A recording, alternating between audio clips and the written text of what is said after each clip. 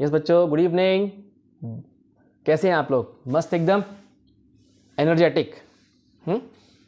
कहानियाँ सुनो और कहानी के बाद उस पर थोड़ा सा अमल करना सीखो। ये कहानी, आज मेरी जो कहानी है वो बिजनेसमैन के लिए है, जो लोग बिजनेस करना चाहते हैं उनके लिए है। बहुत अच्छी कहानी है और मेरे बच्चों के लिए तो बहुत मोटिवेशन का काम करेगी ये।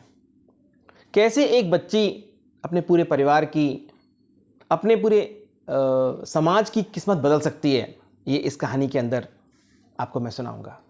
ये कहानी एक रिक्शे वाले की है। वो दिन भर रिक्शा चलाता है, दिन भर। और एक रिक्शे वाला कितने रुपए कमा सकता है? 400, 500, 600 रुपए मुश्किल से, इससे ज़्यादा तो नहीं कमा सकता। बच्चों, वो रोज़ 450, 500 रुपये कमा के लाता था और रिक्शे का किराया देता था उसमें से। भाई, उसने रिक्शा किराए पर ले रखा था और अपने बच्चों का खर्चा। पर वो उसकी एक बेटी थी, क्लास 6वीं में पढ़ती थी। उस बेटी को बहुत प्यार करता था, पर उसके लिए कभी कुछ नई चीज़ ला नहीं पाता था। सोचता था कि क्या मैं अपनी बेटी को कभी कुछ दे पाऊंगा या हमारा जीवन यूं ही कट जाएगा। एक दिन वो दोनों पिता और बेटी बात कर रहे थे, तो बेटी ने कहा, पापा तुम एक काम कर सकते हो। कि हाँ बेटा बोल। कि तुम रिक्शा 1 घंटे ज़्यादा चलाया करो, तो उससे क्या होगा वो तुम्हें बाद में बताऊंगी, पर उस घंटे के पैसे जितने कमाओगे ना, वो पापा तुम मुझे दोगे, मैं पैसे इकट्ठे करूंगी। पापा ने कहा ओके चल, तेरी बात मान लेता हूं।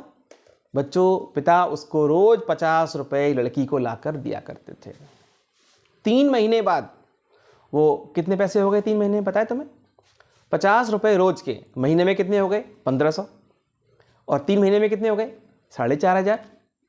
1500 प्लस 1500 प्लस 1500, 4500, 4500 रुपये हो गए। उस लड़की ने क्या किया? अपना रिक्शा खरीदवाया। पापा को बोला, पापा तुम एक रिक्शा खरीदो। पापा ने कहा, बेटा तूने कैसे सोचा? कि हाँ पापा तुम एक रिक्शा खरीदो और जो रिक्शा किराए पे लाए हो ना, उसको तुम वापस कर दो उसको। अब देखो बच्चों क्या हुआ। वो 300 रुपए उसके रोज के बचे, हाँ कि ना? बचे 300 रुपए, प्लस वो उसी स्पीड में काम कर रहा था, 50 रुपए रोज। एक तो वो 300 बचते थे और एक 50 रुपए रोज बच्चे को वो एक्स्ट्रा देते थे। बच्चों, 3 महीने बाद ये 300 रुपए और वो 50 रुपए कितने हो गए पता है तुम्हें? 300 के हिसाब से 9,000 होते हैं 1 महीने के, और 3 महीने में कितने हो गए? 27,000, और वो 4,500। 31,500 रुपए उस लड़की के पास थे, जो क्लास 6 की बच्ची है। आप सोचो।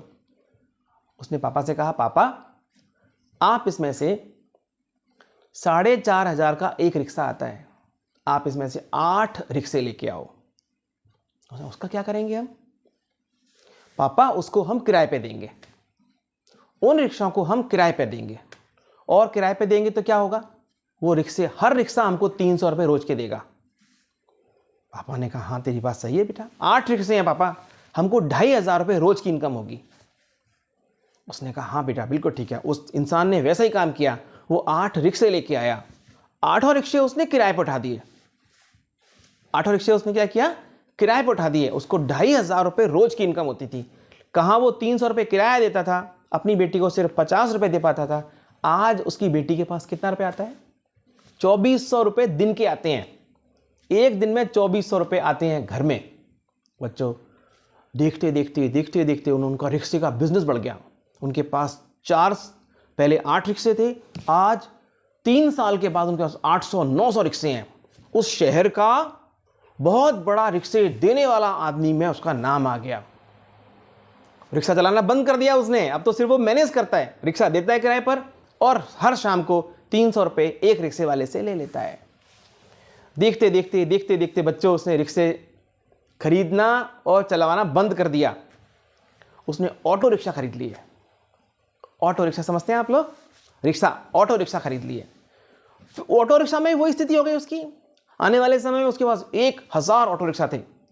अब उसने वो जिस शहर में काम करता था, वो शहर में उसने बड़ा ऑफिस बनाया अपना।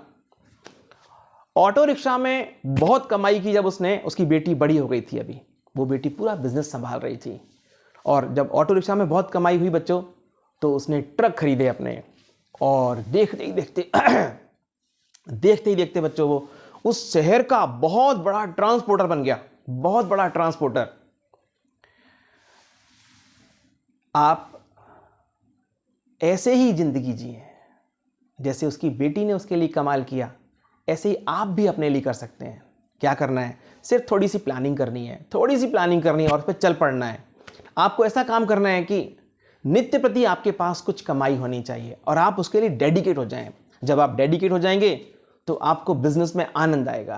तो ये कहानी उन सभी बिजनेसमैन को समर्पित जो बिजनेस करना चाहते हैं, और ख़ासकर ये कहानी मेरी अपनी बेटी के लिए डेडिकेट कर रहा हूँ मैं इस कहानी को, क्योंकि वो भी 6th क्लास में पढ़ती है। फिर मुझे लगता है कभी कभी कि वो भी कुछ ऐसा प्लान कर सकती है। तो सबको नमस्कार मेरा, सबने मेरी कहानी सुनी, थैंक यू। पसंद आई हो तो ज़रूर आप इसको लाइक और सब्सक्राइब करें। थैंक यू बच्चों।